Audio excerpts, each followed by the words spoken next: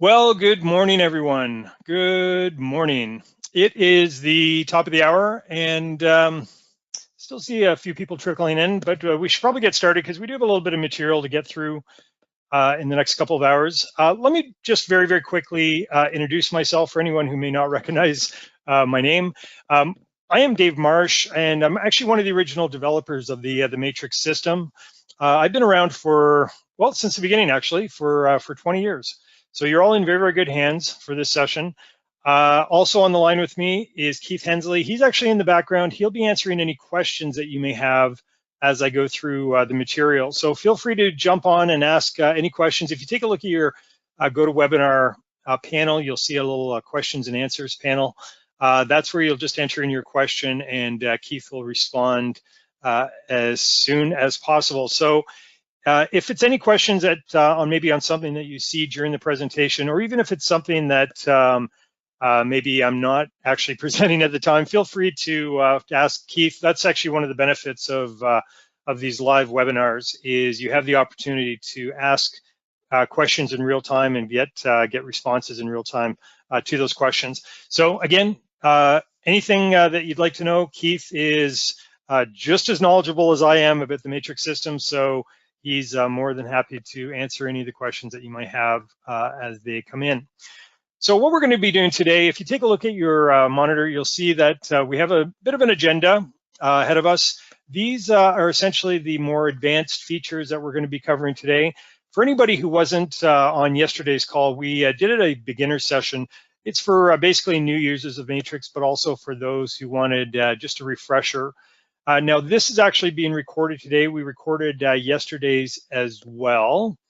And if you take a look again at your monitor, I'm just going to jump into the help section, and I'm going to show you where I've uploaded that video from yesterday's presentation. So if you just select help from your utility menu and you go down, you'll notice there's a brand new panel here called Recorded Webinars.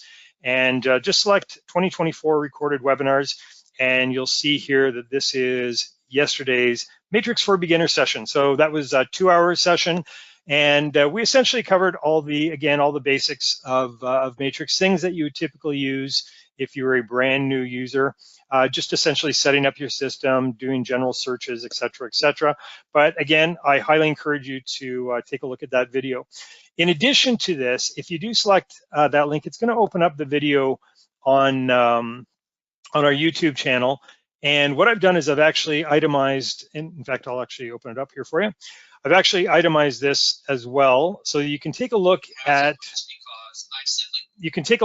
the description area. And what I've done is I've itemized by placing timestamps beside all of the features that we covered. So if there's a feature here that you'd like to get more information on, just simply select the link, and that will jump directly to that part of the video. Again, just so you don't have to go scrolling through and try to find that specific section.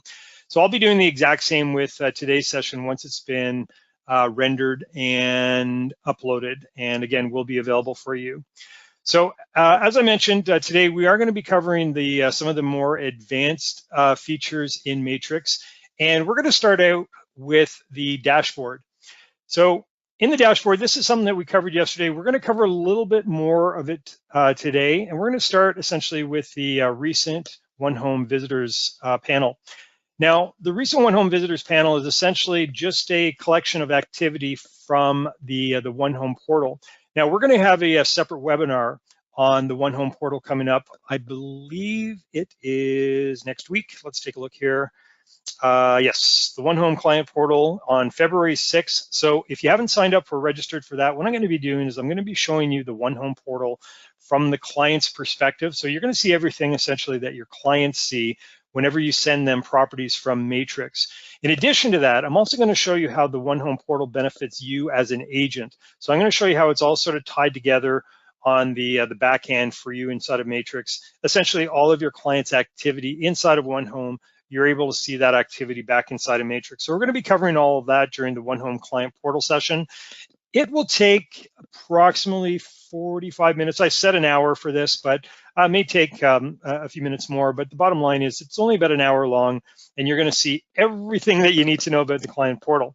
So essentially, the client portal is a repository for all of the properties that you send to your client. Whenever your client goes and visits the portal, they'll receive a notification from you, their agent. And when they do visit, you will see an indication of that here in the recent One Home Visitors section. So that's what this is. This is just, again, just to show you that there's been some recent activity in one of your clients' portal. And that's really what all of these widgets are for, is just to show you quick access to features that maybe you've used or your clients have used recently. So this is just a quick access to see which clients have used their One Home portal. But again, we're going to get into that in a little bit more detail on the One Home portal session. Below that, we see a recent use contacts. So this is showing you for yourself, just inside of Matrix, which contacts that you've recently used. Again, typically as an agent, if you work with one or more clients regularly, you don't necessarily want to have to open up Matrix and have to go and search for that specific client every single time that you want to use them. So typically what you might have to do is go into My Matrix and then go into Contacts, and then from your contacts, go through and scroll and find the contacts you've recently worked with. Well, with the Recent Use Contacts widget, all you need to do is log into Matrix, and these will have a collection of your most recently used contacts. So all you have to do is select that contact, and it takes you right to their contact page in the contact section. Contact requests. So this is a widget or a panel that will show you some recent contact requests. Now, where do those come from? Well, it comes from a couple of different sources. So we're just going to jump into, again, to the utility menu here, specifically under the settings section. Now, there's a couple of places where you can receive contact requests from. So the first one is in My Information. So again, we covered this yesterday. If you're not as familiar with the agent web page, it's essentially just a page that we created many years ago for agents who don't necessarily have their own web page. This was actually created long before websites were so available through third-party vendors. And now most agents have their own web page. But again, this was very unique back in the early days, where agents didn't have access to web pages the way that they do today. So what we did was we created this feature that allows agents to really set up a small little presence on the internet, so that if they wanted to send visitors to, in this case, this particular page, it would be hosted free of charge on the Matrix system, and it generates a URL here, and this is my unique URL just as an example. And it generates a URL, and then again, it's searchable on the internet. And this is again where prospects could go and get a little bit more information about you as an agent. So I'm going to show you what that looks like. Again, we went over this yesterday, but very quickly, I'm just going to change this a bit, save it, just so that I can show you exactly what that looks like. So you can see here, it's hosted internally by us, and this is the very basic web page that we made available. Now up here on the right-hand side, you'll see there's a sign up with Dave Marsh option. So this is something that, well, essentially any viewers of this web page could access, and then they could fill in their information. Now I've already done that with this. This is where we see actually this information right here. So it's not going to do it again for me, but essentially they would just select that, and that would give them the opportunity to sign up and get some additional information from you, their agent, just showing you that they have some interest in your services, or maybe even some properties that they found on this agent webpage. Now, when they do send that out, that's essentially just their name, their email address, and they can write a short little message to you as well. You will see that when they send that off, you will see that as a contact request here. So if you do open up Matrix and you see a name inside of the contact request, all you have to do is select it, open it up, and you can see, again, you can see this message that they wrote, and you can see their first name, their last name, and their email address. Now, you also have the option of adding them to your contact section. So again, if this is something that you want to follow up on with them, you can automatically add them to your contact section, which I will do now. So you can see here, if I go into my contacts and just do a search for Higgins, there's Ronald Higgins, the one that just sent me the contact request, and now he's got his very own contact page. So that is the first way that our prospects or anybody, again, reading our information on the internet can find us. The second way is, again, we're going to go through the utility menu, our settings, and we see IDX configuration. IDX configuration, this is essentially a tool that allows you as an agent to add a map or some type of search functionality to your own personal website. So if you do have a website that's hosted on the internet and you would like to add some search functionality to that website, you can do that through here. So I'll run it through very, very quickly for you. So this is where we would set up a brand new page, and I'm just going to call it my IDX page. You can see I've already done that, just added that in. So you call it whatever you'd like. And then below that, you can choose which type of search form that you'd like to include on your IDX. And I only have one option here, but you also may want to add your own personal properties. Now, I'm not actually a real estate agent, so I don't have any properties to add. But if you do have some properties that you'd like to share on your personal website, you could add a My Listings IDX. And here, maybe I would call it My Listings page instead of my IDX page, something like that. But I'm going to choose map, so I'm just going to call it my search IDX page, something like that. Now below that is, this is a tool that essentially allows me to choose how I would like my visitors to my website to be able to search. So maybe I want to allow them to search the entire MLS system. So essentially any area that's represented on the MLS system is open game. They can search anywhere. Now, I may not actually specialize in the entire system. Maybe there's just a certain part of the system that I tend to work in, I'm more familiar with. So I don't necessarily want to attract prospects that are looking elsewhere outside of that area. So what I can do is I can restrict searches to a very specific area, potentially the area that I like to focus in on. And to do that, all I have to do is select the map area. So I would open that up and then select where exactly I would like my visitors to focus in on. So maybe this area right here, just as an example. Right? So I would just save that. And now when they visit my website and they want to do a search for properties, they're not able to search outside of that restricted area. And the third option here is essentially isolating a view. So when they do come to the website and they want to do a search, they can find a specific area, just zoomed in on that area, but they can search outside of that area as well.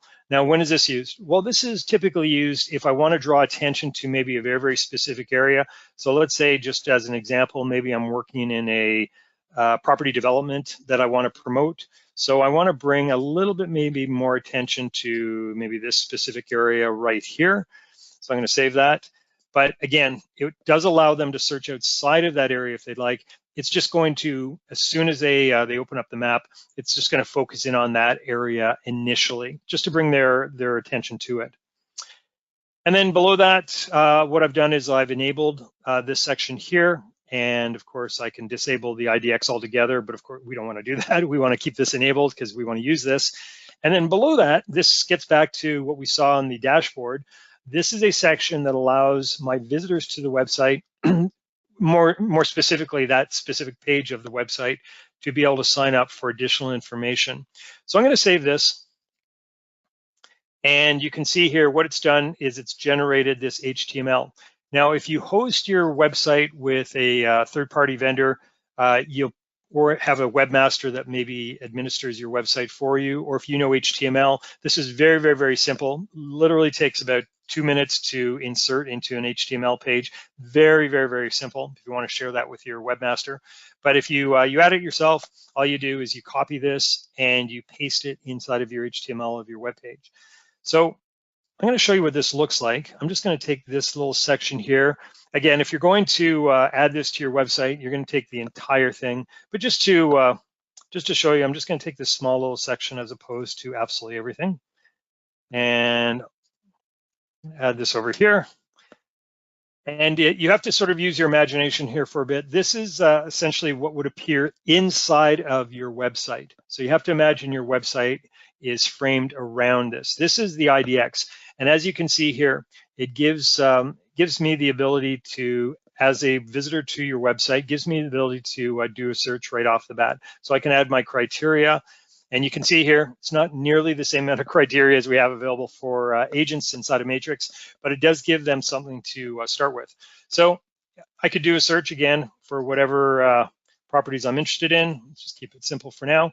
And as you can see, the map is automatically zoomed in on that particular area that I focused in on. Now, if I want to search outside of that, of course, I can zoom out and I can find properties elsewhere.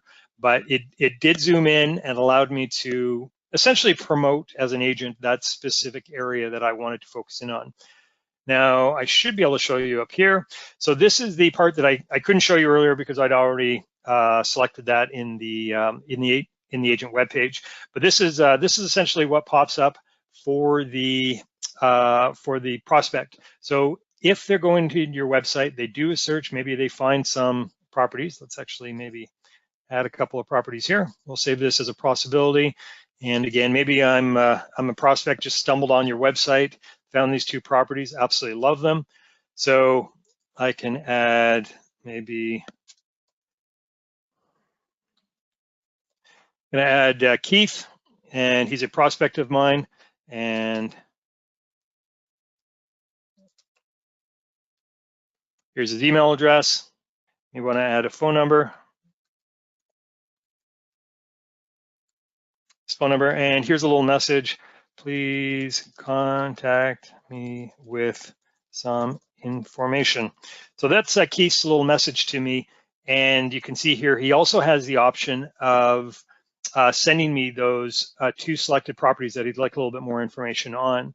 So now he sends it off, and that has been sent. So back inside of Matrix,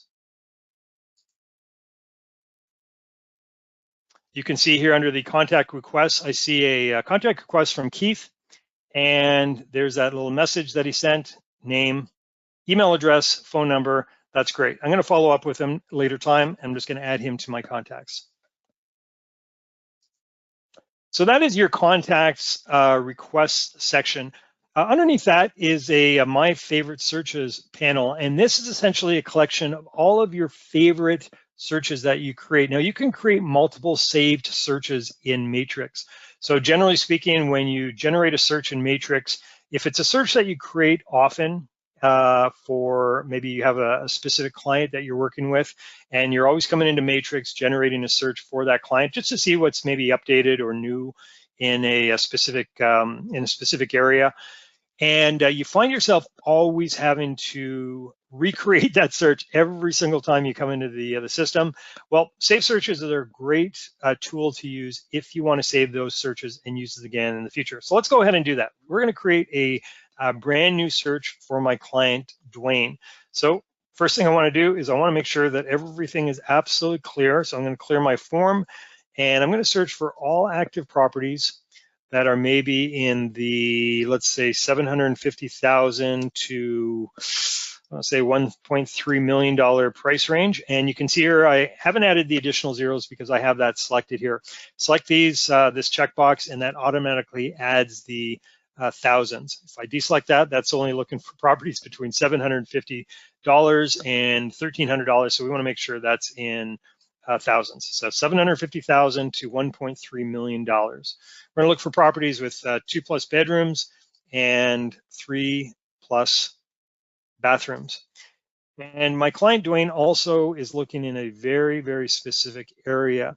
So maybe, let's say, this little area right over here, and maybe this area right here, and wants to, let's say, exclude all properties in this area right here.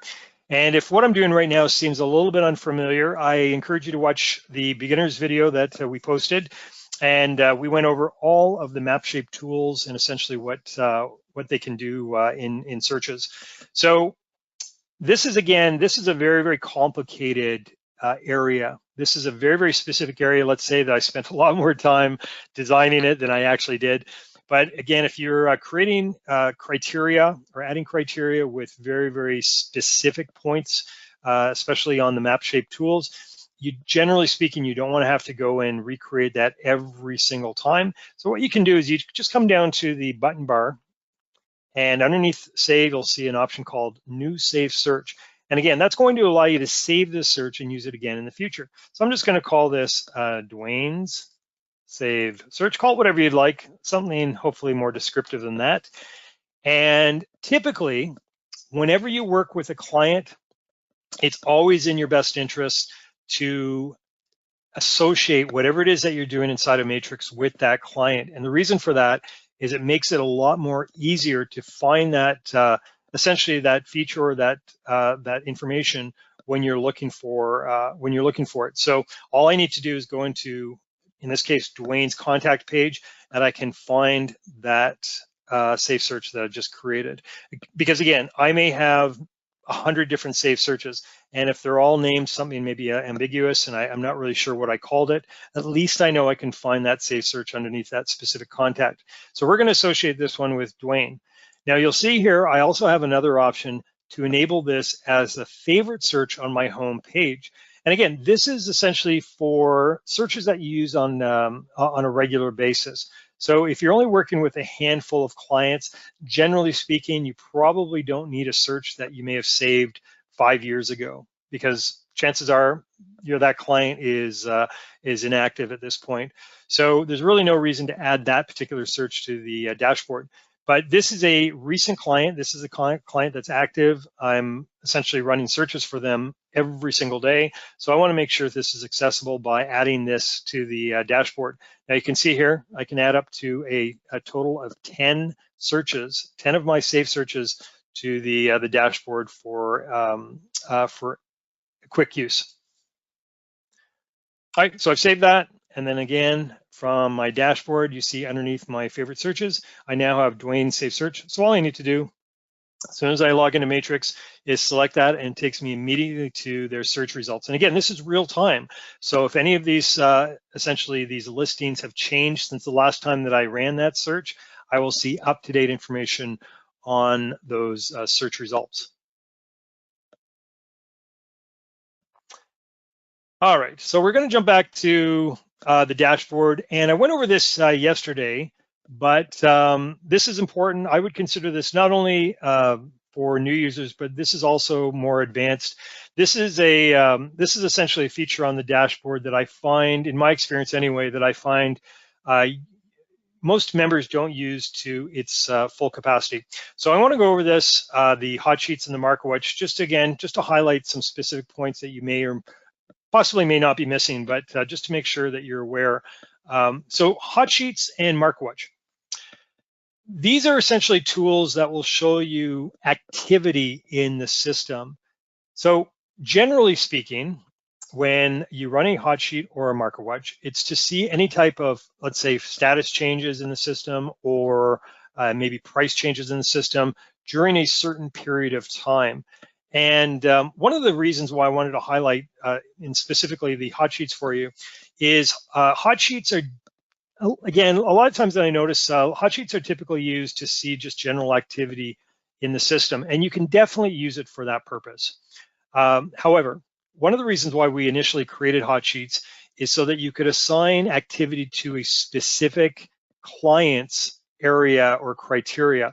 So let's say, for example, you're an agent, maybe going out on a bit of a mini vacation, maybe a few days or a week, and you come back and you want to see what type of activity your client's area has sustained while you were gone. So maybe, again, they've got a very, very specific area that they're looking in. They've got some very specific criteria that they've shared with you.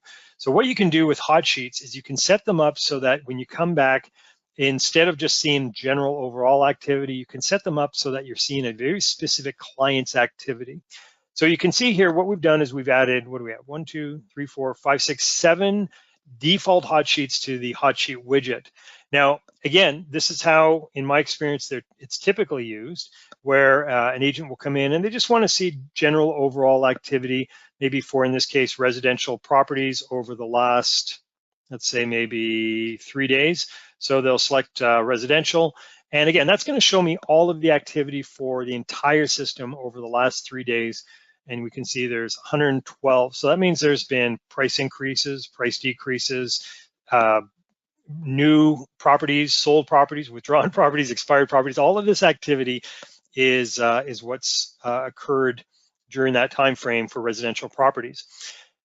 And you can definitely use it like that if that's how you'd like to use hot sheets. However, what you may want to also do is configure this so that it's actually showing you the activity for a specific client. So let's say, for example, same scenario, I'm going away for a week and I want to see what type of activity there's been for Dwayne when I come back. So what I'm going to do is I'm going to customize a hot sheet. Let's create a brand new hot sheet here. And we're going to customize it just with Dwayne's criteria. So Dwayne is looking for residential property. Now, I can leave it as residential. However, that's going to be, again, a little bit ambiguous. I'm not really sure when I run it what it is I'm actually running. So I'm going to call this something very specific. I'm going to call this Dwayne's price increase, decrease, and area, because that's what I'm going to add. I just want to see the price increases, price decreases, and the activity for the area that Dwayne's in. Call whatever you'd like. This is just something that's recognizable for me. So what I want to do now is I want to update the criteria. So again, we're not interested in seeing all of the activity. In this case, we're really just interested in seeing the price decreases and the price increases. And again, not for the entire system, but just for the area that Dwayne is interested in. So I'm going to zoom in or zoom out from my map. And again, this is the area here that Dwayne has asked me to keep an eye on.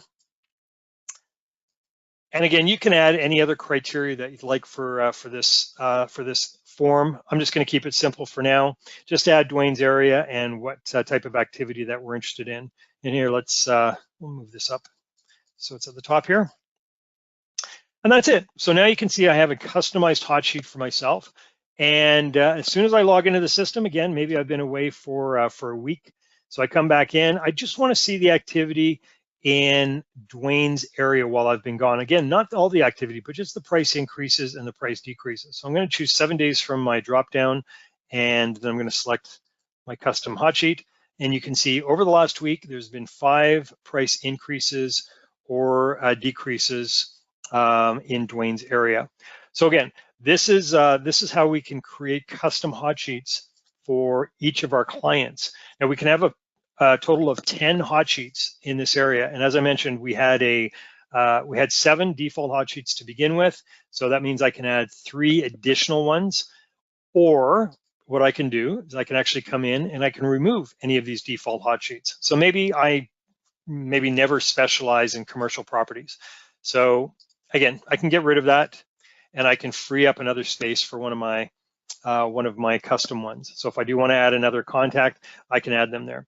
Maybe you're approached and you want to do commercial again. So you want to set up a commercial hot sheet. No problem. All you have to do is select add, and then from your drop down, select commercial again, and just add it back in. But the bottom line is you can only have a total of 10 hot sheets there in total.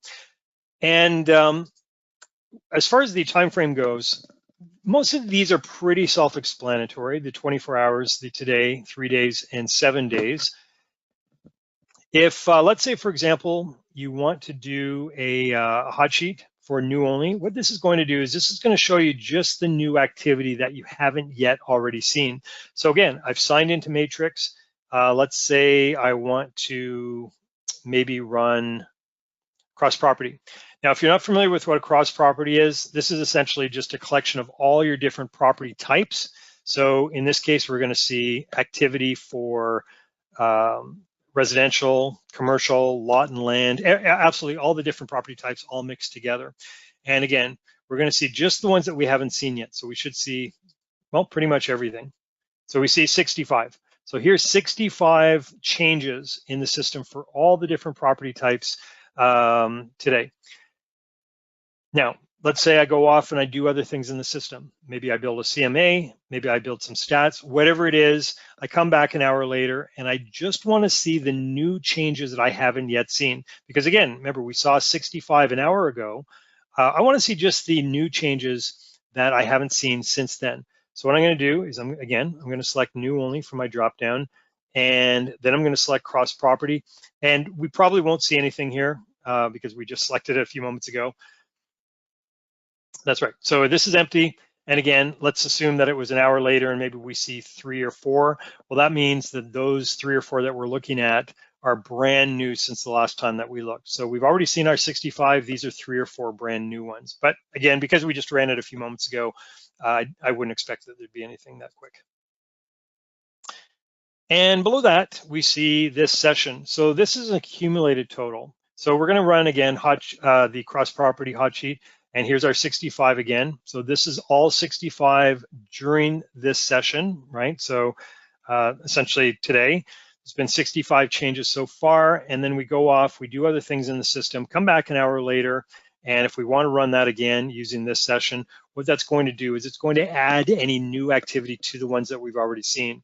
So again, I'm pretty sure we're only going to see our 65 here, but we're going to assume that it's an hour later and maybe there's been 10 additional activities. Then what we would see here is 75. So there'd be the original 65 plus the 10 new ones. So the bottom line is, if you just want to see the new activity that you haven't yet already seen, select new only. And if you want to see an accumulated total of everything, select this session. And finally, the custom. This is going to come into play very shortly. But with custom, this is going to allow you to view any activity within the last 30 days. And that's how hot sheets are essentially defined, as recent activity. So we define recent as 30 days. So if you do want to run any of these hot sheets for the last 30 days, just choose custom. And in this case, we'll do Dwayne again. So I've been away maybe for 30 days on my vacation. I come back and I want to see all the activity since I've been gone. So I'm going to select my time frame. And again, I can choose anything between today and 30 days ago, but we'll go to the second. I think that's 30 days. Select OK. And we can see in the last 30 days in Dwayne's area, there's been 11 properties that have had a price increase or decrease. And I went over that a little bit quickly. So let me show you one other little option. Back to custom. Below that is another option, and this allows me to get very specific on the time frame that I want to run that. So it's on the day that I'm actually running the hot sheet. So I can choose, let's say, for example, between 7 a.m. this morning and maybe 9 a.m. So in that 2-hour window, I want to see if there's been any price increases or price decreases in my client Dwayne's specific area that he's looking in. Probably won't see anything, but if we do, this is that's the tool that you want to use to search for it. All right, so below the hot sheets is the MarketWatch. So as I mentioned, hot sheets are a great tool to use if you want to customize a specific hot sheet for a client. So if you want to add all of the client's criteria so you can just see the activity in that specific client's area with their criteria that they're looking for, you can create multiple hot sheets to show you that information. With the MarketWatch, however, this is more for your entire market. So by default, we define a market as the entire MLS system. So again, as soon as you log into Matrix, if you want to see the activity for the entire system, all you have to do is run a default MarketWatch. So in this case, we see that, well, we'll just do today. So today you can see for residential properties, there's been 5 brand new listings today so far.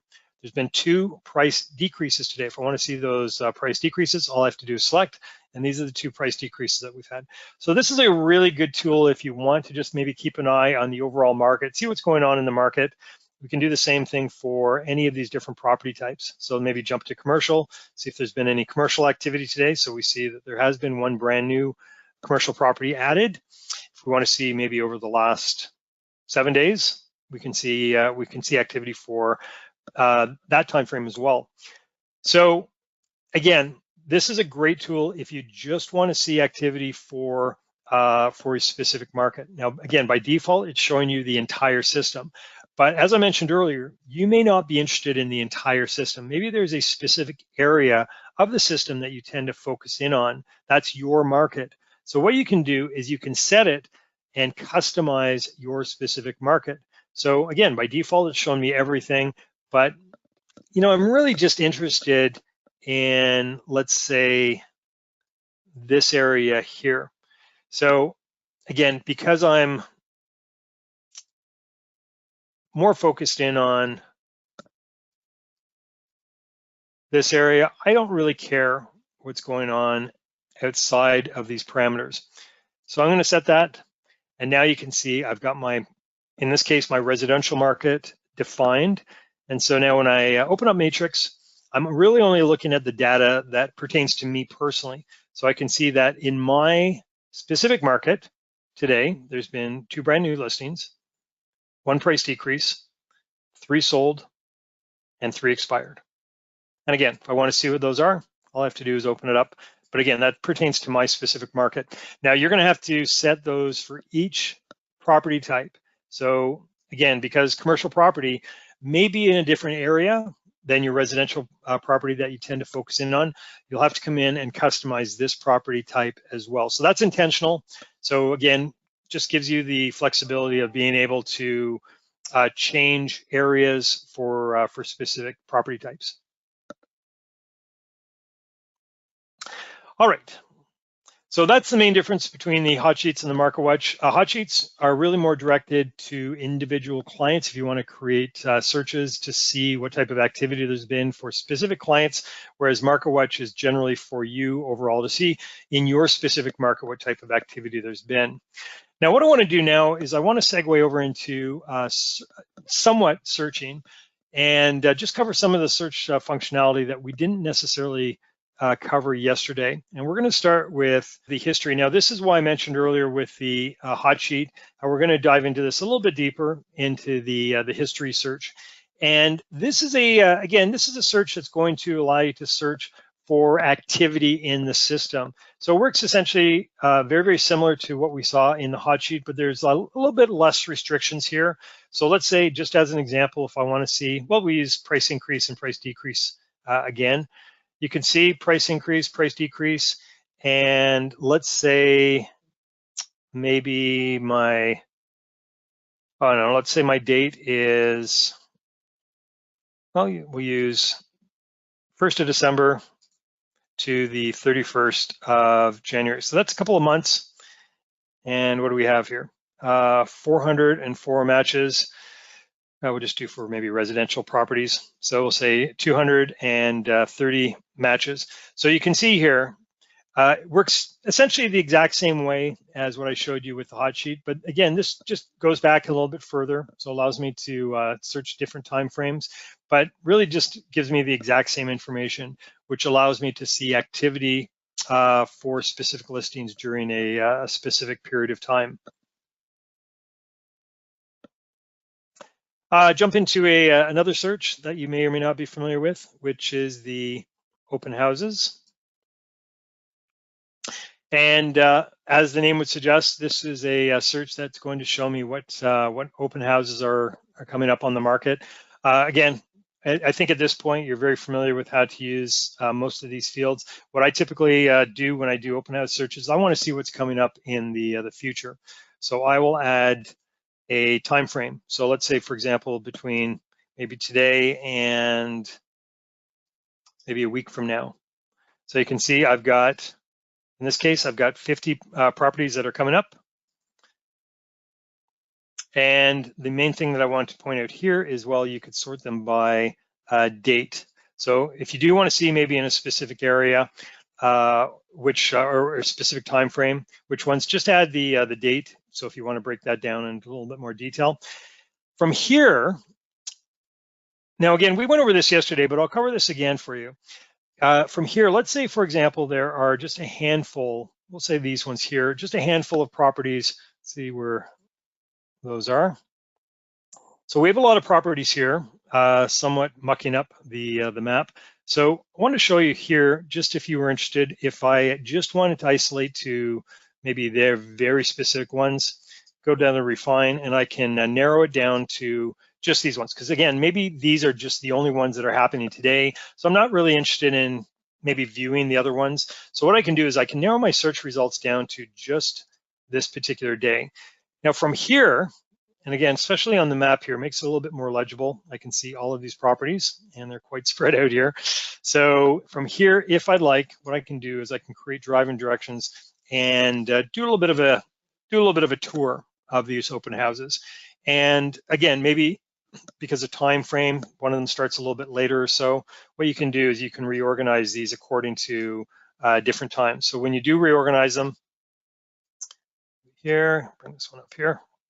So when you do reorganize them, you're going to, of course, have to recalibrate your directions. And of course, these are your driving directions that you can email out or you can print off.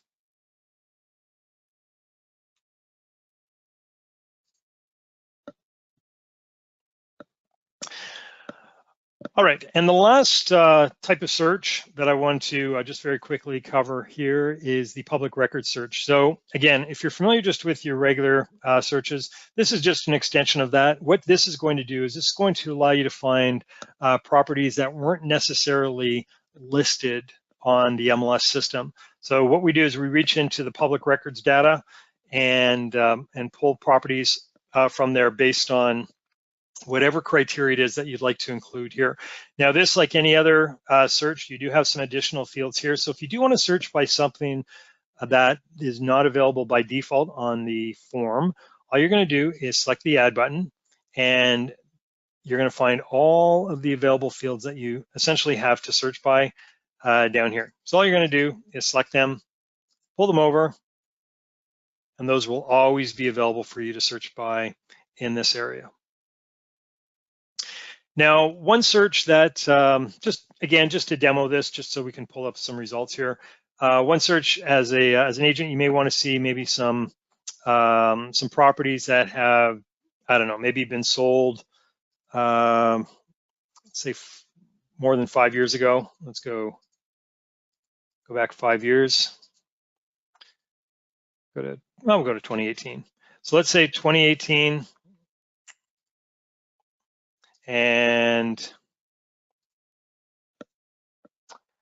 we see 5,000 plus, of course. And let's say that we're really just interested in the active properties here on the system. So we see there's 500 and change. So these are the 564 properties that are currently active that have been sold for over 5 years' time. Maybe I'm not looking for these specific properties that are currently active. Maybe I'm looking for a different, status. I can choose all my different statuses from here, regardless of which. These are just going to show me again properties that have been on the system, been owned for a certain period of time. If I'm looking for, let's say, I'm gonna go back here. Maybe properties that have no particular status indicates that they're not necessarily active right now. I may want to reach out to the owner and contact them, see if they're interested in maybe putting their property up for sale. But the bottom line is, whether you're looking for a specific status, it works the exact same way as our regular searches do. Just select the status that you're looking for, but it also finds properties that may not be currently listed or maybe have never been listed, and you'll see that underneath the status here if they're not, if they don't have a specific status indicated. Now, if you do want to take a look at a property in a little bit more detail, all you need to do is select, in this case, the tax ID. Of course, in the regular search, it's the MLS number. So let's say we'll just jump into this one here. It's an active property. This is going to take you to the 360 display. Now, we call this a 360 display because it shows you absolutely everything that you need to know about this particular property. And we break it down into individual tabs. So by default, because we are doing a tax search, or a public record search, it's bringing us to the tax tab. And again, we're not going to dissect all of this information, but essentially this is most of this information is pulled from the public records. If you do want to see when that data was last updated, you can just select that link, and that's going to show you in this particular county, or you can select this, and this will show you all the different counties. But again, if I just want to see when this tax data was last updated for this particular property, this will show me by default here. And this will take me directly to Realist Tax. Now, we have another Realist Tax presentation coming up on, let's jump back here, just so I give you the right date here, with Brent Adams on February 14th. So if you'd like some Realist Tax information, Brent is going to be doing the Realist Tax section. He is Mr. Realist. He knows everything there is to know about Realist. So he's definitely a good resource to tap. If you would like to join that presentation, I recommend that you register for that here. And of course, there'll be someone available to answer any questions in the same way that you do today. So if you have any Realist questions, it's a great opportunity to jump on with Brent. But he will take you through all of this. This is just essentially a quick link to that Realist Tax record directly from this result inside of Matrix. Next to that, this is the last time this property was listed. So again, this is a currently an active property, so of course that's going to be there, but this may have been expired or maybe sold. This is always going to show you in this tab what the last time this property was listed looked like. And beside that is just a collection of photos for this particular property. And if you want to see a property history, it's going to show you the history on the MLS, of course, and any history from the public records. Mortgage history, and what this is missing is foreclosure. So if it's ever foreclosed, you would see foreclosure history there as well. Parcel map, this is showing you essentially just a satellite view of this particular property. And below that, just allowing you to walk the block of this. So if there is some additional information that you'd like from maybe a different property in the neighborhood, all you have to do is select that property, and again, you can get some tax information from that property, as well as see the lot dimensions. Beside that, flood map. Again, if you're interested in the flood map for this particular area, and you'll see a little legend down here below that as well. And as I mentioned, this property has never been foreclosed on, but if it had been or is currently being foreclosed on, you would see foreclosure information included here as well. All right, so we're going to jump into another area and generate a search from that. Here, actually, we'll pull up one of my existing searches. Let's say maybe we'll do this one here. Nope, we're going to do a different one. Just want to pull up one with our map. Let's do, we'll do active properties. Let's do 800,000 to 1.2 million. We'll do, again, 2+ bedrooms, 3+ bathrooms, and I'll just draw a quick little area here. Okay. So this is our area that we're searching for properties for my client, Dwayne. Now, when I create this search or even multiple searches for a specific client, I may find properties somewhere along the way that I want to send to them, but I don't necessarily want to send to my client each individual time that I find a property. I may want to send them in bulk. So what we have is a feature called Carts, and Carts is really essentially a repository that allows me to store properties on a temporary basis until I'm actually ready to use them. So one of the reasons, again, as I just mentioned, is collecting properties for a specific client and be able to email those to that client whenever I'm ready. Another option, and we're going to take a look at this a little bit later, is maybe create a cart for a client if I want to collect properties for comparables. So maybe I'm, again, creating a CMA for my client, and I want to find properties from several searches that are comparable to the property that he's going to be listing. So these are just a couple of examples where you may want to use a cart. But essentially, once you've created your search and generated some search results, what you're going to do is you're just going to select the properties that you'd like to include in the cart. So here's a couple of tools. We have a single checkbox and we have a multiple checkbox. So I'll use a multiple, and let's say maybe just these 4 properties here, and use the single checkbox to select maybe this one and this one. So we've got 6 properties that we want to add, and you can see here, if I go over to the results, these same 6 properties are selected here. And these are going to be for my client, Dwayne. And more specifically, I'm going to go over to my carts from my drop-down list. You can see I have several carts that are created right now.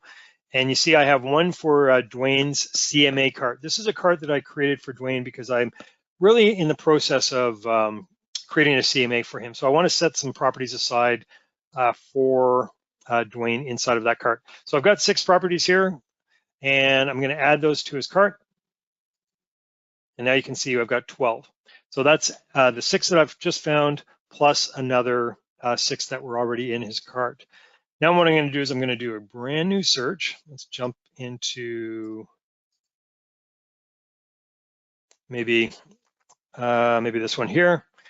And maybe I just find 3 properties here that would be perfect for my client, Dwayne, just maybe something that he's looking for in a new property. So again, open it up, and I see that, well, I've got 1 cart here for Dwayne, but that's a CMA cart. So what I want to do now is I want to create a brand new cart for Dwayne that has nothing to do with his CMAs that I've been setting aside. So I'm just going to select new cart, and we'll call this Dwayne's, maybe just general cart. And again, as I mentioned earlier, it's really good practice if you create anything for a specific client to associate it with that client. So we're just going to associate it with Dwayne. And that's it. So I'm going to save, and we're going to see those 3 properties have now been added into Dwayne's cart. And just to bring this full circle, if I go into Dwayne's contact page,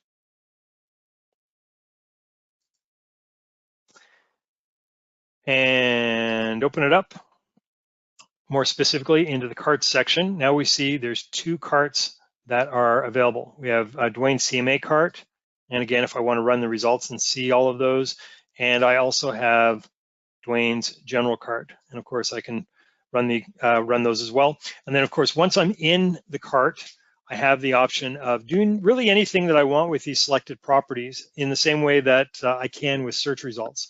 So again, if I want to email those out to Dwayne, if I want to print them off, if I want to share them, if I want to add them to a CMA as comparables, driving directions, all of this different functionality I'm able to use inside of a cart. And of course, once I'm in there, if I do want to remove them, maybe I've sent them off to Dwayne, set them off in an email, just said, hey, check these out. In fact, let's do that. Let's send them off to Dwayne. So we're just going to select the 3, and I'm going to say, check these out, Dwayne. And that's it. So I've just sent off those 3, and I don't need those anymore. So in my carts, I'm going to remove, and now I've got a nice clean cart available for me the next time I want to drop properties inside of them.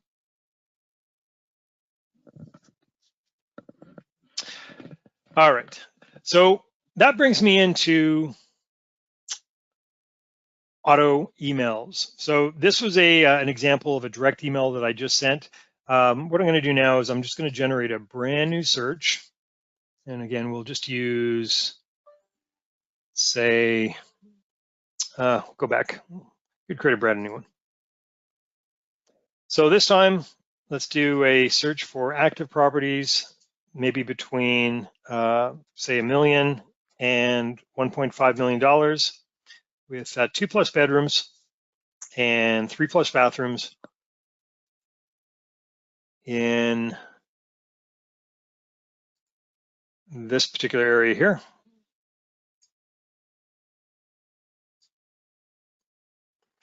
All right, so we've got 22 properties, and again, just made that very, very quickly, but these are essentially the criteria that we want to use whenever new or updated properties hit the system with that same criteria. We want Dwayne to be notified. So as I mentioned earlier, we've got direct emails, and those are, generally speaking, those are for properties that we just find on the fly, and we want to send out to our client just to see whether or not they're interested in those properties. But the auto emails are more set up for a continuous stream of properties that match my client's specific criteria. It also saves me having to come in and check on a, well, not only daily, but sometimes hourly basis to see if there's any new properties that match that criteria. So what we're going to do is we're going to select with our search results, we're going to select save. And you can see here, there's a new option called new auto email option. So I'm going to select that. And there's really just two pieces of required information to send an auto email. The first is who this auto email is actually being sent to. So in this case, it's for my client, Dwayne. Next is what is the subject line of that auto email going to be? So in this case, it's going to be, let's say maybe check these out. Oh, actually maybe here are some properties, Dwayne. Something like that. And that's it. That's all we have to do to set up an auto email. And of course, we would just come down and select save. Now, there are some additional options that I want to point out, but if you just want to do the basics, that's all that's required is the recipient and the subject line. If I want to have all of these BCC'd to me as well, just again, just so that I'm notified that new properties have been sent out, feel free to add yourself in the BCC and you will be notified at the same time that your client is. Underneath the welcome message, now this is a default message that your client will receive every time that you set them up with a new auto email. Because again, remember, you can set your client up with multiple auto emails. Maybe they're looking for commercial properties, maybe they're looking for lot and land. So you may have different auto emails going out to your client. So every time that you set up a new auto email, they're going to receive a welcome message. And this is the default welcome message that they receive. If you want to change this and you want to maybe personalize it a little bit more, you can go ahead and do that. Again, this is just being sent out to them. However, if you want to, let's say, for example, just recreate the default welcome message that goes out to all of your clients, then what you can do is you can change it and then select the settings icon here, and that's going to set that as the new default. And again, this goes out to all of your clients. So if if you're personalizing it, just in this case for my client Dwayne, you definitely don't want to be saving this as the new default, because again, that's going to be going out to all of your clients going forward. So feel free to personalize this for this specific auto email. But if you do want to just essentially reformat or reword the default message that gets sent out to everyone, go ahead and do that, and then just save that as your new default message. And the recurring email, as the name suggests, is the email that goes out after the welcome message goes out. So every time new or updated properties get sent out to my client Dwayne, in this case, looks like there's no message that's being sent out. So I can say something like, here are some additional properties, something like that. And you can add some more information. But again, I'm going to save this now as my new default. So that means that all of my clients who are currently receiving auto emails are going to receive this particular recurring message anytime any new or updated properties are sent out after they've already received the initial batch that went along with the welcome message.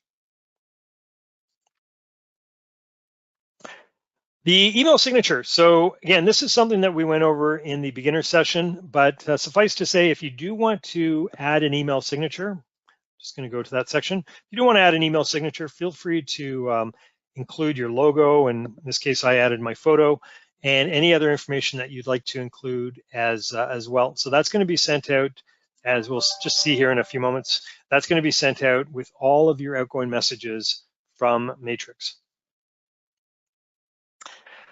Below that is your schedule. So this is how often this particular auto email is going to be sent. So in this case, you can see it's set to go out in the AM. So 7 days a week, whenever any new or updated properties get sent out, this will send it out first thing in the morning. And not sure exactly, it's different for all of our systems. Can't say exactly what time it is. It's typically early, like 8 or 9 o'clock or so, but this is by default sent out in the morning, but I can also change that to the evening.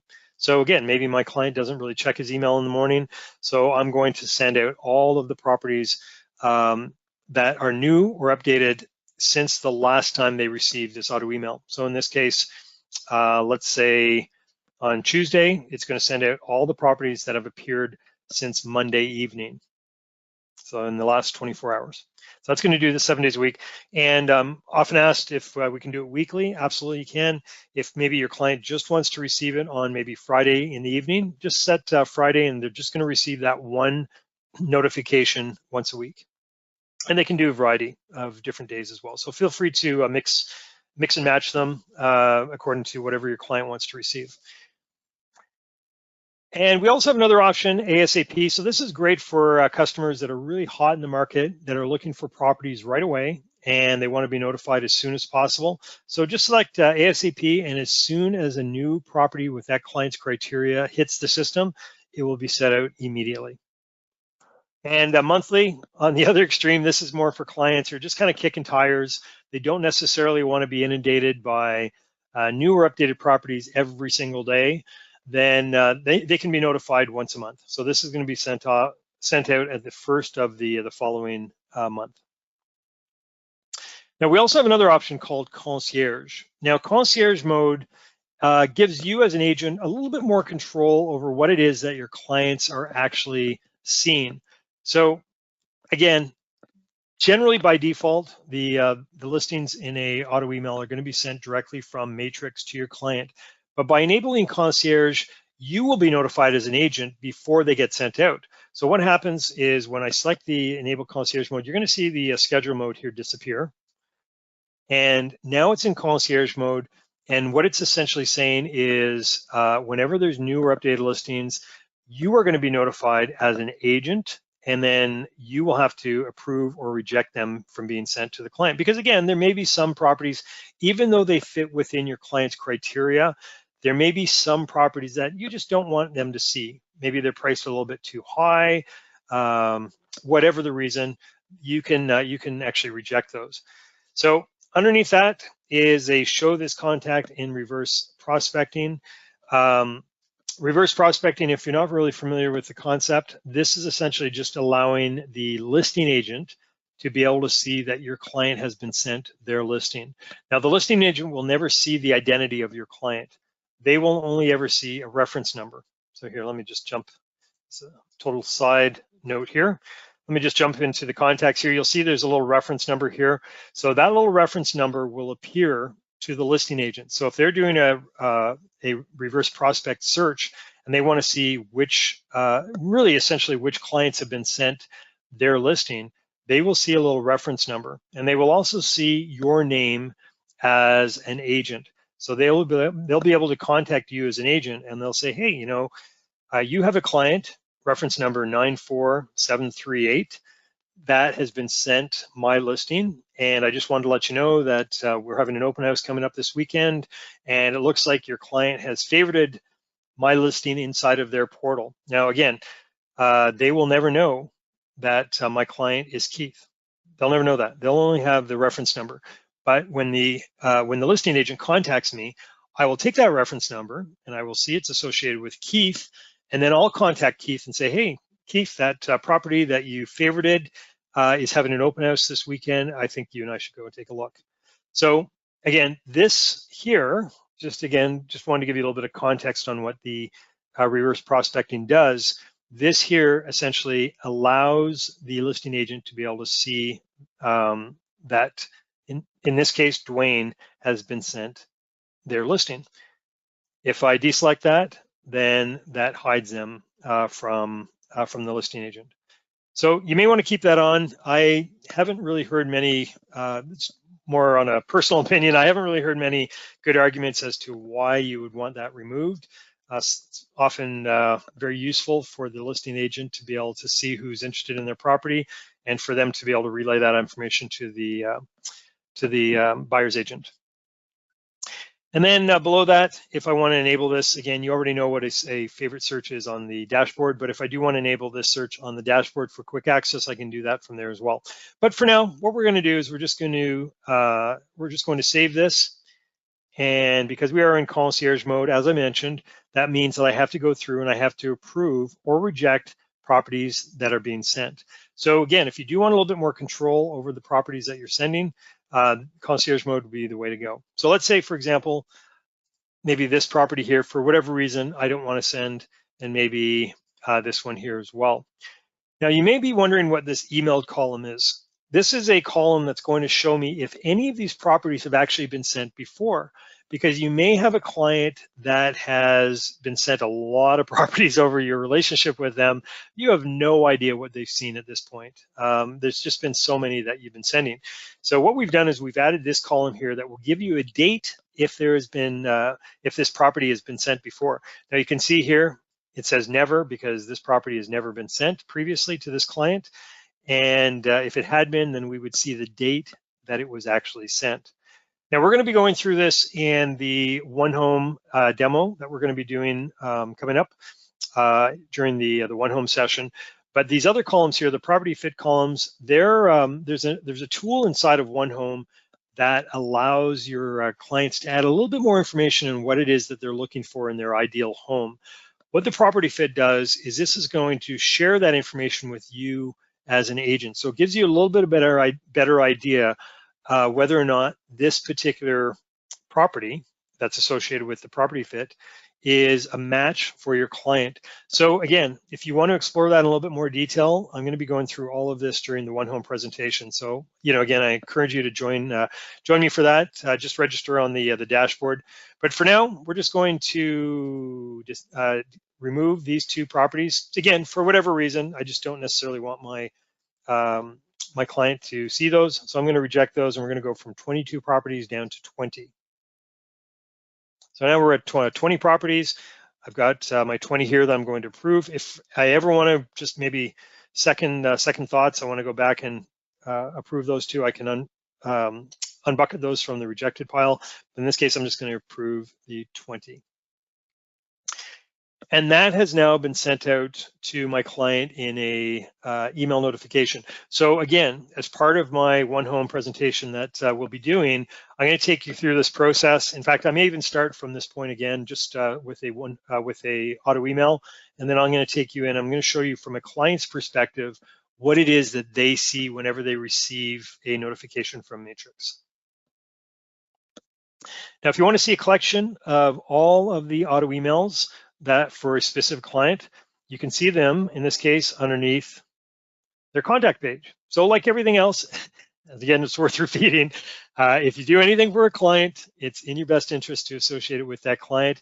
A lot of the time, it's automatically associated, for example, with the auto emails. And of course, this is where you're going to manage any of those auto emails. So if you do have multiple auto emails for a specific client, you'll see them all selected here. And again, just come in and you can change the settings.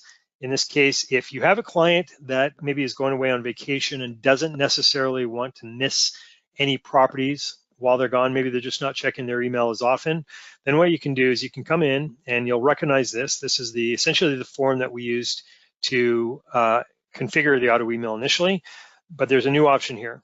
It's called enabled and disabled. So again, if your client ever reaches out to you and asks you to disable an auto email, just come in, disable it, save it, and you can see that it's been disabled by the agent.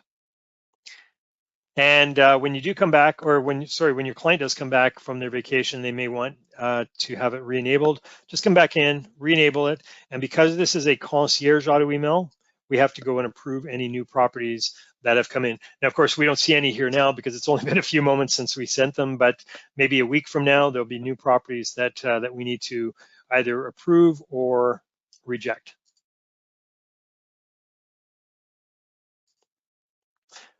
All right, so we're going to switch gears here, and we're going to go into CMAs.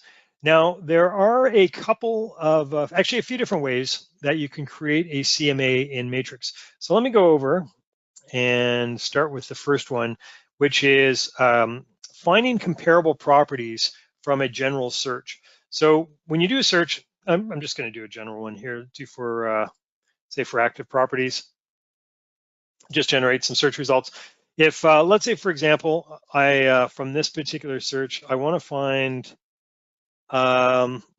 just maybe a handful of comparable properties like these 6 here. What I can do is I can take those and I can use those properties from my general search in my CMA as comparables. Now the question is, how do I get these 6 properties from my search into my CMA? Well, that's what this button here is for. So down here on the button bar, if I select CMA, you can see that takes me to the CMA wizard, and we'll be going through the CMA wizard process in a few moments here. But you can see when I get to the comparable step of the CMA, those 6 properties are now here. So what I've done is I've taken them from my regular search results and I've brought them over to use in the CMA that I'm about to create. So that's one way of starting a CMA, is from just a regular search. Another way of starting a CMA is by finding my subject property and then finding my comparables based on that. So again, let's just do a general search here. And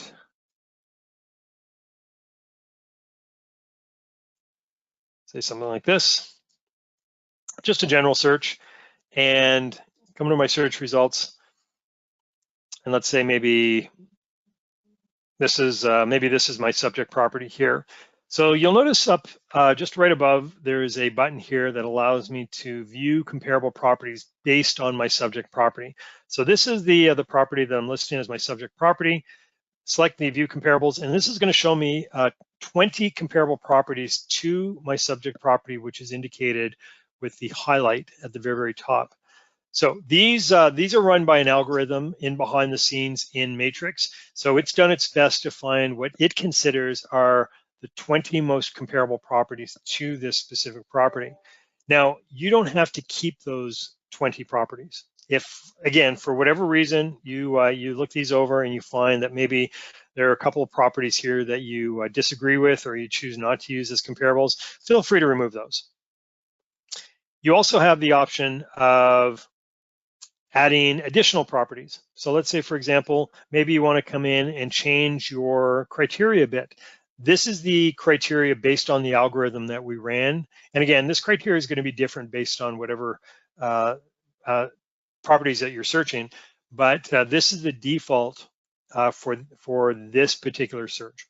So if you want to change it, again, this is the area that it found. Again, maybe I want to increase the area. Whatever criteria that you want to change, the default criteria that you want to change, go ahead and change that.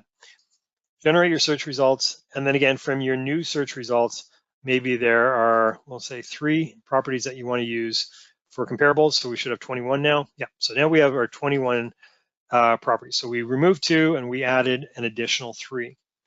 So these are the 21 comparables that we want to use for this specific subject property. We also have, I don't want to call it a quick CMA, but oops, I don't want to call it a quick CMA, but this is essentially the ability for me to jump back here.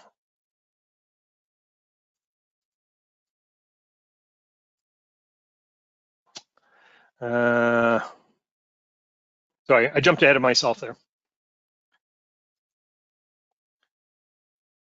There, we'll just add, we'll add another one.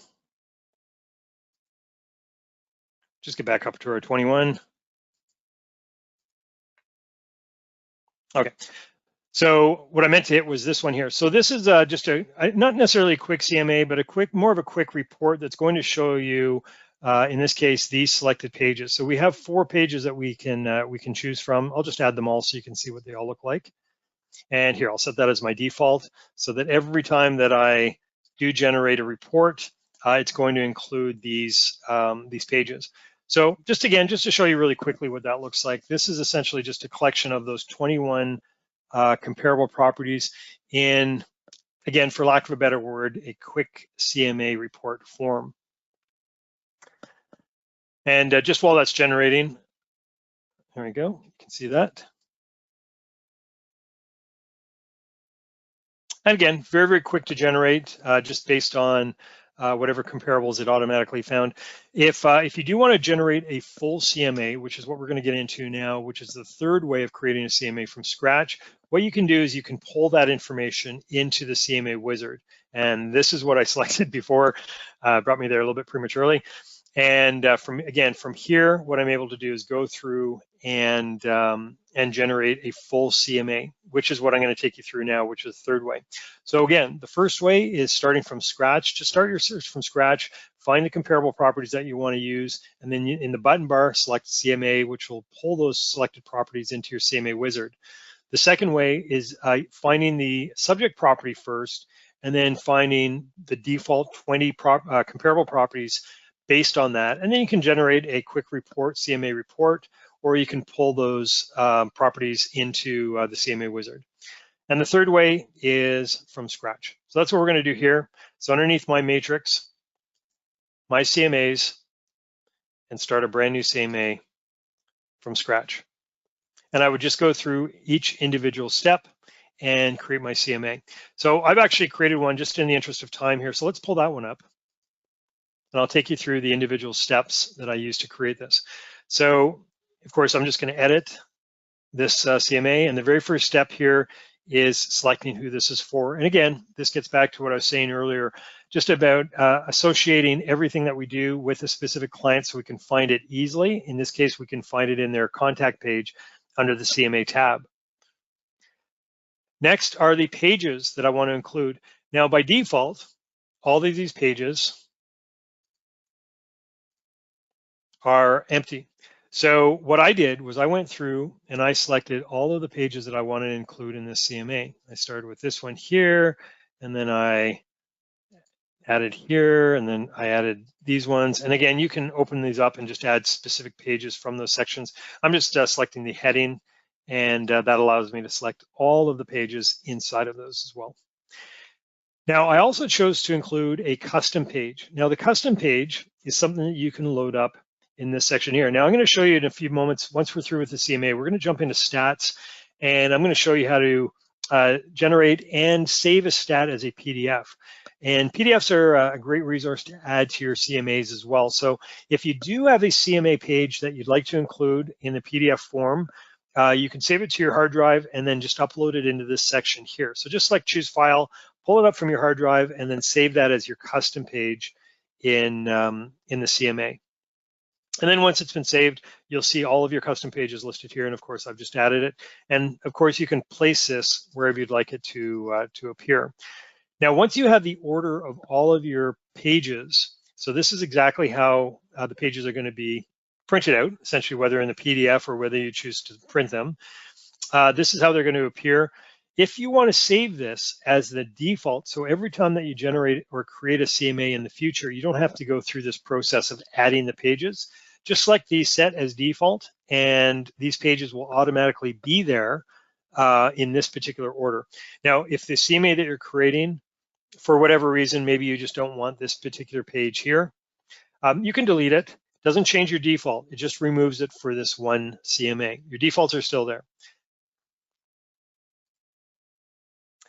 Subject property. So I went ahead and I chose my subject property already. And the way that I did this was I did this from a search. So what I did is I came in, I just did a general search for my subject property, added my criteria, found the area that I was in, because it's already on the system, and I just wanted to do a search for it. Now, of course, I can also do it from a MLS number. So if I have the MLS number, I can add it here. If it's not on the system, all I have to do is select this, and then I can go through and add my my information into the empty fields. Now, I want to show you this section down here, the custom field section. This is a section that allows you to add any fields that may not appear up top, or these are all the default fields, any fields that don't appear up here that you'd like to include. Because again, all of these fields up here were added by the board, and there may be some additional fields that you want to include about the subject property that just aren't there. So if there's a field, all you have to do is select, and maybe it's already in the database, so you can just select it here. And then again, it's automatically, if it's from the database, it's automatically going to fill that in. Now you can see here, I added my custom field because I just wanted my own custom field in there, not from the database, but I wanted to add my own custom field. So with that, I can add whatever information I'd like to include. So I just added the number 87. So feel free to add, again, whatever information that you'd like to use here. And then the cover page, this is essentially a page that allows you to add your contact information as well as the recipient's contact information. Now, I went over this yesterday as well. Mentioned that there's a settings area that allows you to set your default contact information as an agent. Now, this is the information that's going to appear on all of your CMAs when you create them. So again, if you're always creating CMAs and you don't want to have to add your contact information to each and every one of them, you can set your default contact information underneath, into this section here, underneath the settings, my information, CMA cover sheet. And this is, again, this is where your default information is going to be set. Now, if you want to change your default information just for this particular CMA, for whatever reason, maybe there's just some information from your default that you don't want to share with this particular client, then all you need to do is override my information for this particular CMA. So that won't affect any of the information that you have on your default page. This is just going to override it for this one particular CMA. We're going to keep it as it is, but I just wanted to show you that that was available if you do want to change it. Comparables. So this is a section I mentioned a couple of times already that if you wanted to just start your CMA from just a regular search and go find some comparable properties and pull them into your CMA, you could do that from just a regular search, and that would pull them into this section here. Same thing if you wanted to start your CMA from finding the subject property and then having Matrix automatically find you those, in this case, the default 20 comparable properties, and then you could pull all of that information into your CMA as well. Those comparables would land here as well. If you started from scratch, then of course there's not going to be any comparable properties here, so you're going to have to do your own search. And the way that I did that was just to select Add from Listings, and what it does is it retains all of the criteria that I used to find my subject property. So it's automatically going to fill that in for me because it knows, well, it's got to be comparable, so it's probably going to be in the same area. So it kept my map shape. It's probably going to be same number of bedrooms and bathrooms and price range, et cetera, et cetera.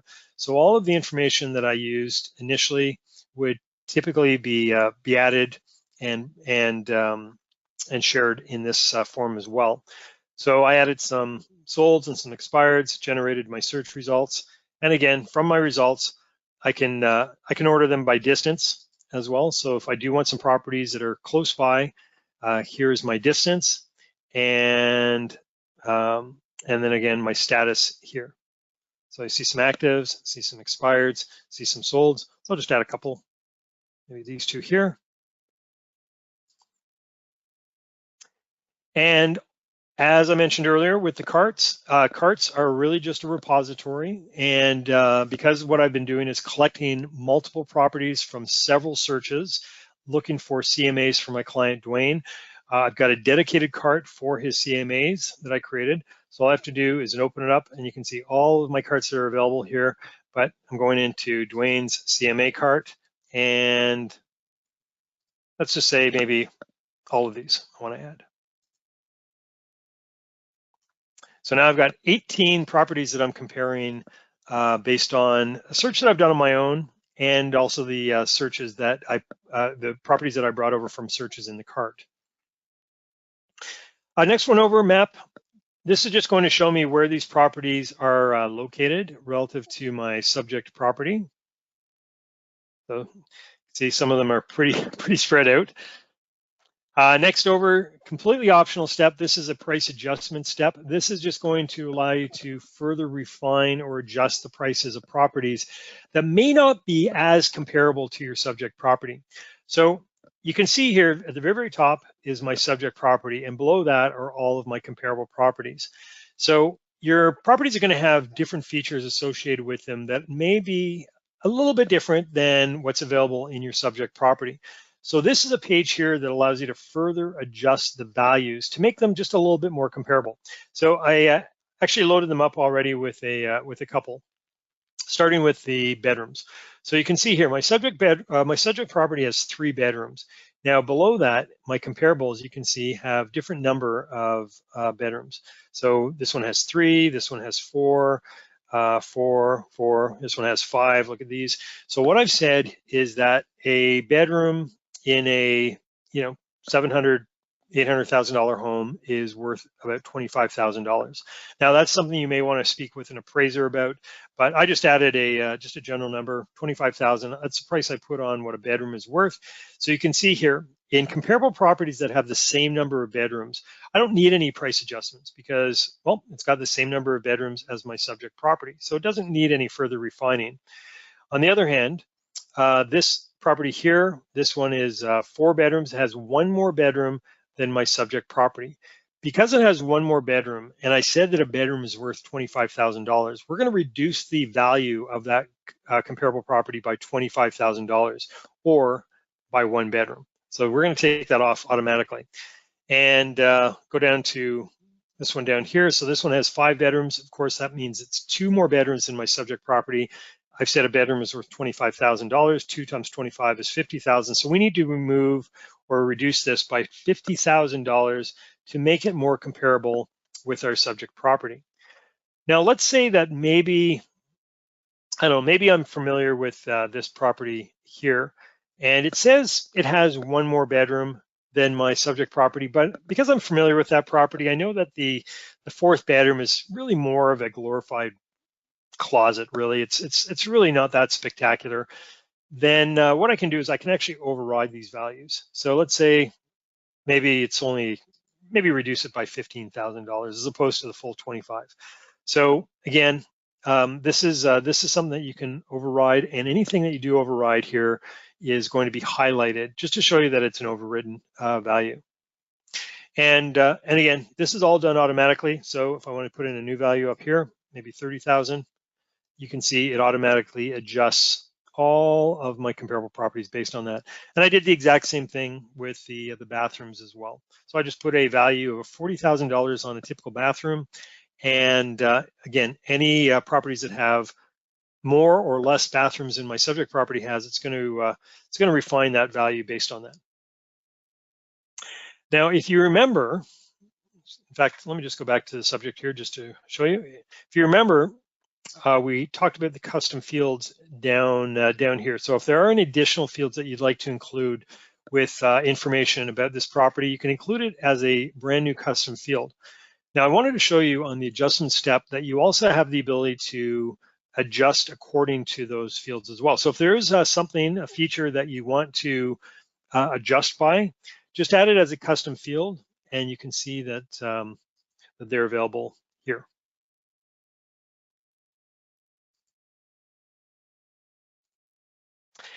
Pricing step, this is just going to show you the low, median, average, and high values of the properties. And of course, if they've done any adjustable adjustments, it's going to show you the values of those as well. And if you want to add maybe a suggested list price for that, this will be printed with the CMA, as well as any additional notes that you'd like to include. And then finally, finish is going to allow you to generate the CMA, and this essentially generates it as a PDF, and then you can save that PDF, of course, on your computer, on your hard drive, and then if you'd like, you can email it out directly from Matrix as well to your client. Now, we don't actually send the CMA itself. What we do is we send a link to the CMA. These documents tend to be pretty big, so we want to make sure that it doesn't congest your client's email account as it's waiting to download.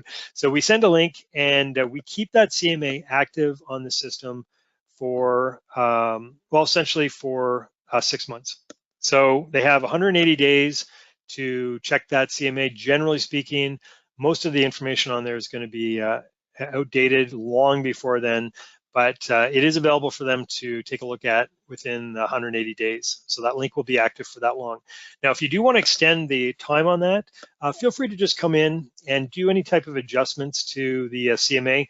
Like I said earlier, chances are 6 months into it, that CMA is going to be long expired. The prices are all going to be irrelevant by that point, or most of them. So you may want to come in and just regenerate based on more current data. And of course, that's just going to restart the timing process. So they'll have another 6 months from when you regenerate that information. All right, so that's going to segue into our stats. Now, just like CMA, there are a couple of different ways that we can create a stat in Matrix. So let me jump into maybe this search here. I'm gonna find one with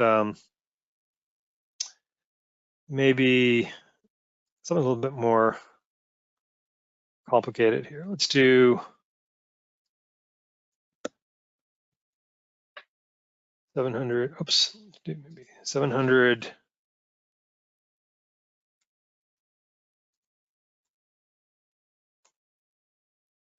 Okay, so I just wanted to find a few more properties with a very unique area. Okay, so we're going to assume that I spent a lot more time than I actually did in creating this area for my client.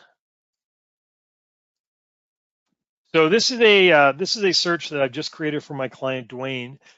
Now, as I'm generating search results in Matrix, there may come a time where I'm looking at, well, in this case, my 35 search results, and maybe Dwayne is with me. I'm showing them over my shoulder, and he says, "Wow, I really like that area, like these properties," and maybe we want to just generate just a little bit more information about this this particular search. Maybe we want to see maybe a history of what properties sold for in this area. How long did it take maybe to sell properties in a certain price range in these areas over the last maybe 6 months or a year? This is what we call historical information or stats. So there's a couple different ways that we can find that. The first, jump over to the stats here, is to come over into my stats feature, and I could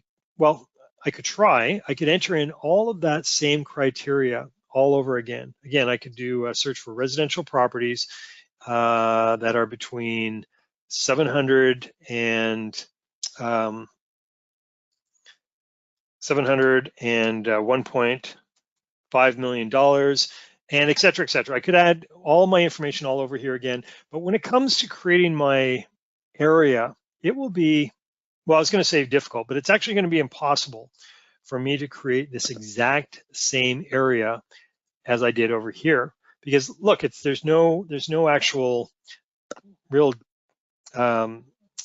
logic to it. It's all just kind of random.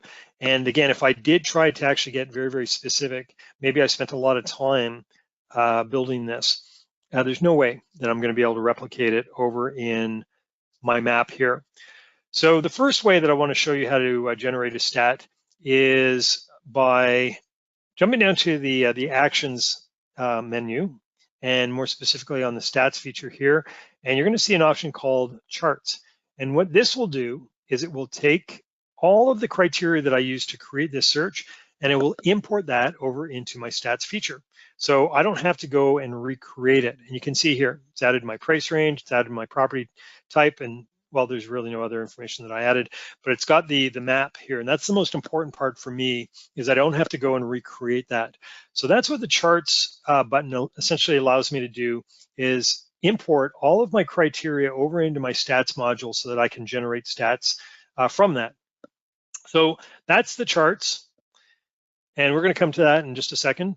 And the other option here is tabular. So if I want to run some tabular stats on these 35 properties, all I have to do is select tabular, and this will show me the minimum, maximum, average, and median values of all 35 of those properties for these particular fields. Now, if I just wanted to run some stats on maybe some very specific properties, let's say maybe just these 5 here, again, just come in, select the 5 properties that you want to run tabular stats on, and does the exact same thing. So again, we're just looking at now these 5 properties.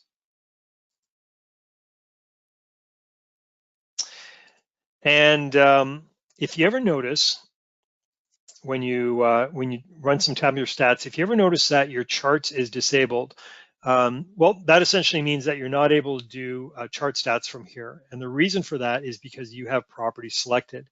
What that means is you can't actually run chart stats on selected properties. As I mentioned a few moments ago, chart stats are primarily used for bringing criteria over into the stats feature. And again, what this is saying, when you do have selected listings, what that's saying is that you want to run tabular stats. So automatically, just by default, chart stats is disabled because it's very clear that because selected listings are only available, that we want to run tabular stats on those. So what I need to do for that is just deselect all my properties, and then I'll have my chart stats back.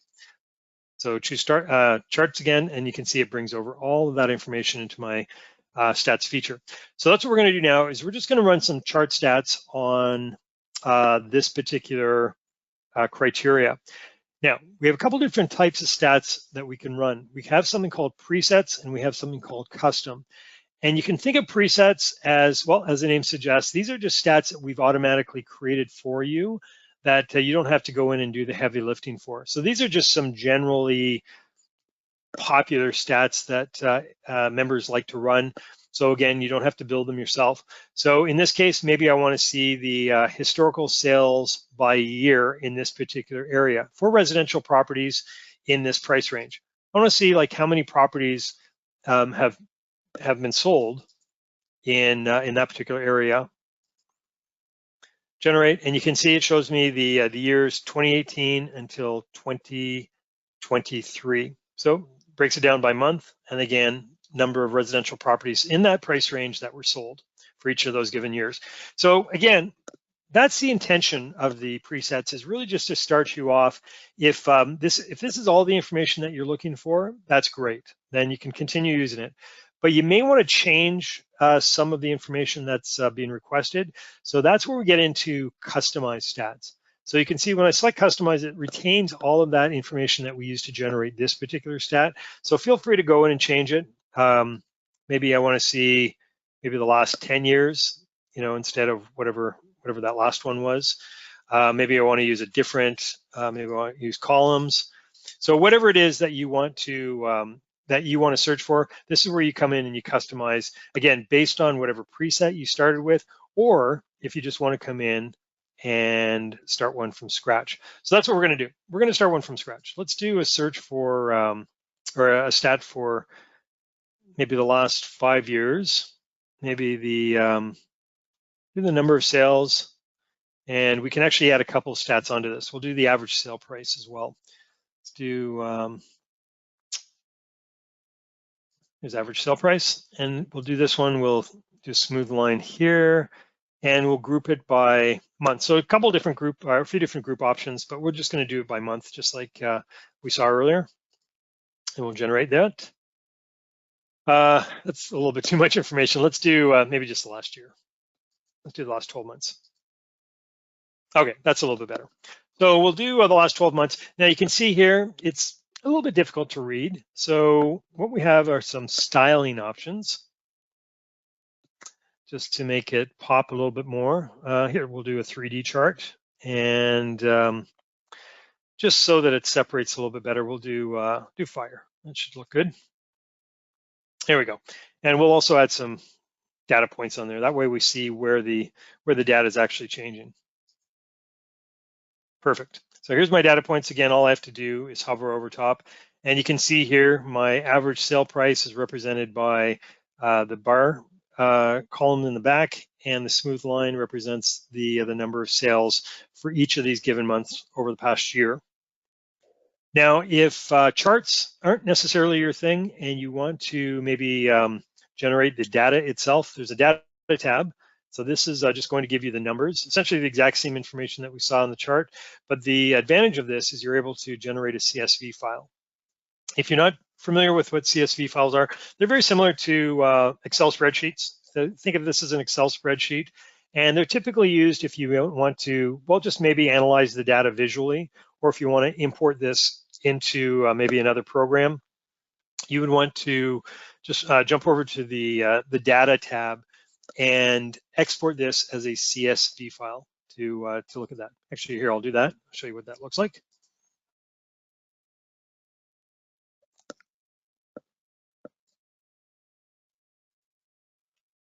And you can see it's got all the information that I'm looking for, just in a tabular form.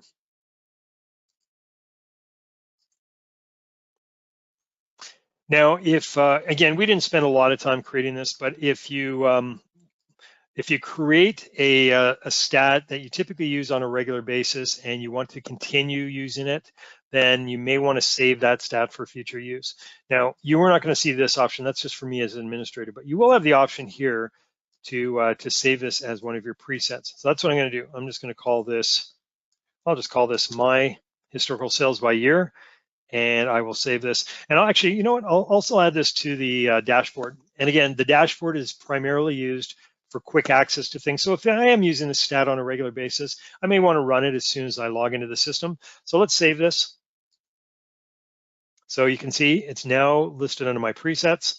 And just to show you, if I go to my dashboard, underneath my stats, here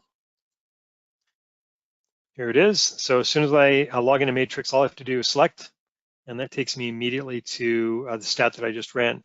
Now, you do have some options as far as modifying any of the stats that you've created as well. So let's say, just as an example, I come in, I want to run this this stat, but maybe for a slightly different area. So my client reaches out to me and says, "Hey, can I check out maybe a maybe a different area? So maybe have this maybe just over this area here, and maybe just maybe this area here." Right? So whatever, you can move that around according to whatever it is that you'd like. So slightly different area. What I can do is I can generate this now, but I'm using this now for my current search criteria, not my saved, but my current one, because again, I've changed the criteria. So it's going to be slightly different based on that. I know it doesn't look much different here, but if you do change your criteria around, you will see different results based on the criteria. So it does give you that option if you want it. It still retains the exact same one that that I saved, but as I update the criteria, I do have the option of running just the updated criteria or the original. And of course, if I do want to delete this, just keep my presets clean. Maybe I'm no longer working with this particular client. I can delete that from here as well. And finally, if I want to email this out to my client, maybe this is again just a stat that I want to share with them, I can email this out. So here, let's send it off to Dwayne. And I can just say, here are some stats.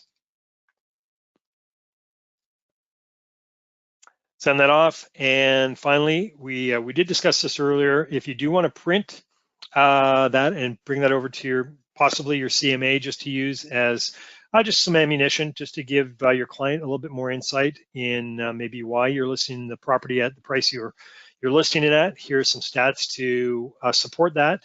So here's the chart. And of course, if you do want to add the tabular data, just select add the tabular data as well, and then print it off into in this case, a PDF, and save that to upload in your CMA.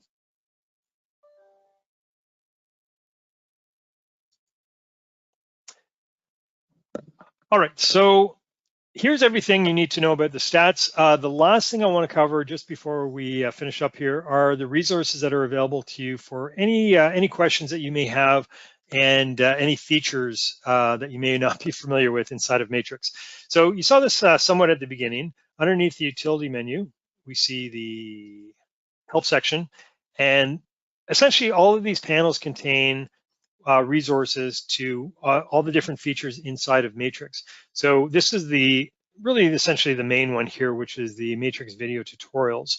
So this is a great resource here. If you just select Matrix on YouTube, these are specific playlists. So what we've done is we've broken them into all the videos, all the Matrix videos just for agents.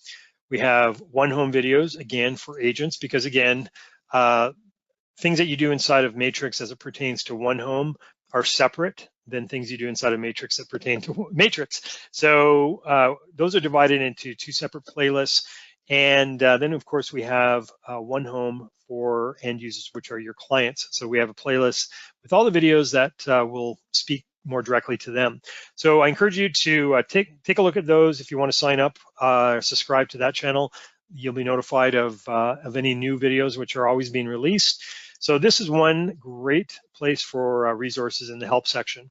Another place is in what we call the Learning Lab. And to get to the Learning Lab, I'm just going to put up on your dashboard here, is this widget. Now, this is a little bit misleading. It says Matrix Learning Lab. It's actually way more than just Matrix.